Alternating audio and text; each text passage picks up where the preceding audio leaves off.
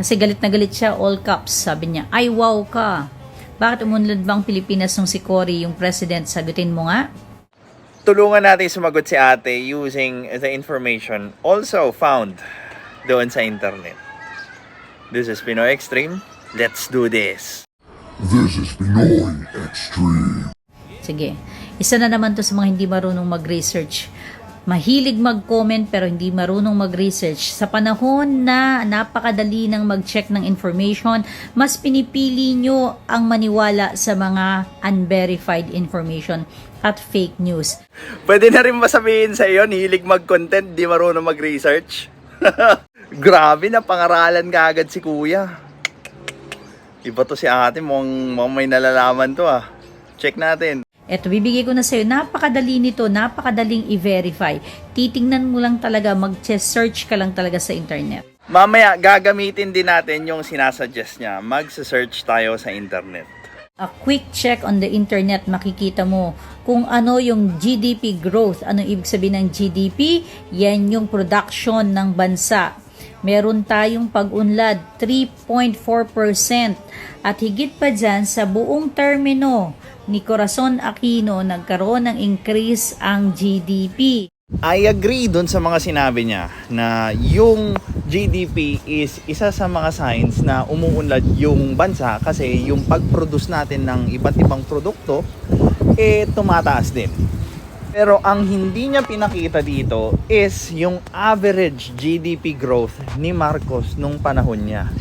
May 2 taon na almost 9% ang GDP growth natin dahil kay Marcos. Highest kahit idagdag mo pa nung panahon ni Cory. And doon nga bumulusok nung panahong 1984, 85, and eventually 86 nung mapatalsik siya. Ngayon, ganito nila pinapakita yung GDP nung panahon ni Marcos. Kinakat nila. For example, 1975 hanggang 1986. So, unfair yun. Di mo pinapakita ng buo yung GDP growth niya or average GDP growth niya nung buong termino niya. Ngayon, if tatanungin nyo kung ano yung average, it's going to be 3 to 5% per year. And yung kay Cory is, ano yung sinabi niya? 3.4? So, yung pinakamataas na GDP naman nung panahon ni Corazon Aquino is around 6.7 nung 1988. Kudos to her on that. Pero bumagsak din ng minus 0.4 yung GDP nung paalis na siya. And alam nyo ba kung bakit sikat na sikat yung dekada na yan? Remember may libro pa yan and movie, Dekada 70? Here's why. Sa panahon din ni Cory Aquino, nalabanan ang pagtaas ng inflation. Isa yan sa naging problema nung panahon ni Marcos Nag-skyrocket ang presyo ng bilihin. Panahon ni Cory Aquino, nung naibaba niya ang inflation. Si Marcos nakaabot siya ng 20.9%. Nung panahon ni Cory Aquino, uma-average lang siya ng 9.2%. By delivering it that way, pinapakita niya na yung Pilipinas lang ang may inflation na ganun kataas during that time. Ngayon, yung mga grupong nagpapakalat ng fake news, like for example, yung Birdie Foundation, ganun, ang ina-highlight lang nila kasi is that yung inflation nangyayari lang sa Pilipinas, which they are very wrong because lahat, it's a global event. Ang gusto ngayon nila palabasin is that yung inflation ay kagagawan ni Marcos. Ginawa niya siyang kiboloy na, kayang magpahinto ng natural disaster. And to add difficulty dun sa panahon niya, rampant na rampant yung pag-recruit ng NPA sa kabataan, sa college, so on and so forth. Kaya nga nakapag-declare ng martial law. Hindi naman trip-trip lang yung martial law. May nahuli pa nga na isang buong bangka na punong-puno ng armas na ipapamigay na sa rebelde para mag-take over ng gobyerno. Pag hindi mo pa ginawa yung martial law nun, ano na tayo ngayon?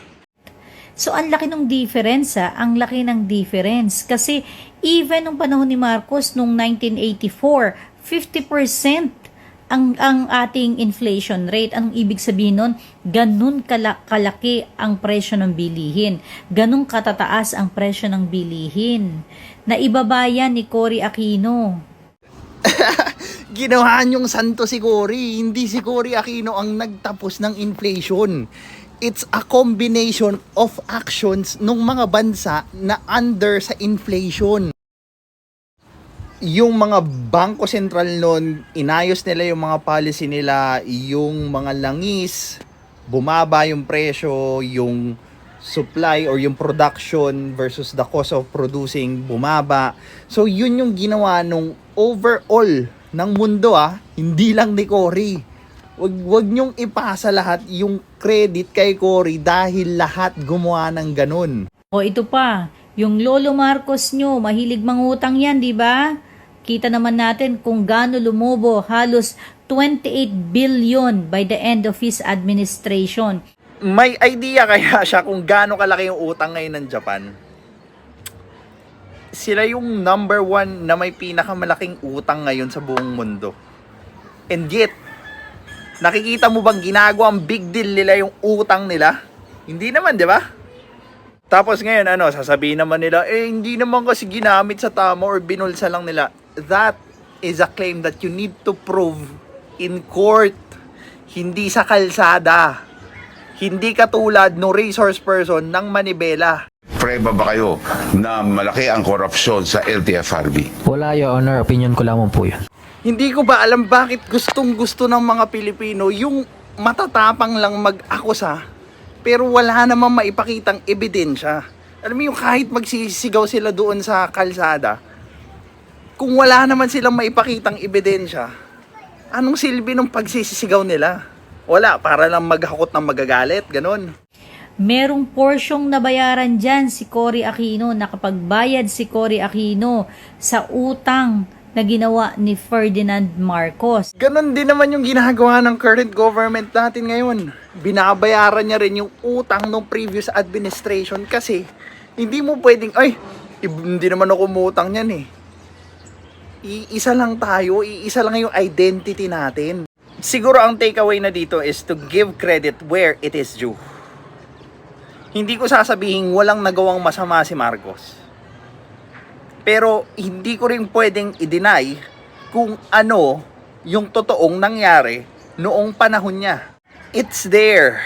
It's written. Recent lang yung event na yan. Pwede nyong saliksikin yan.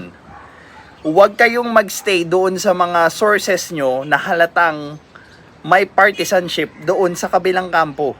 Kasi pag nangyari yun, kayo na ang kinokontrol nila imbes na kayo ang natututo sa kanila. This is Pinoy Extreme. Have a good day.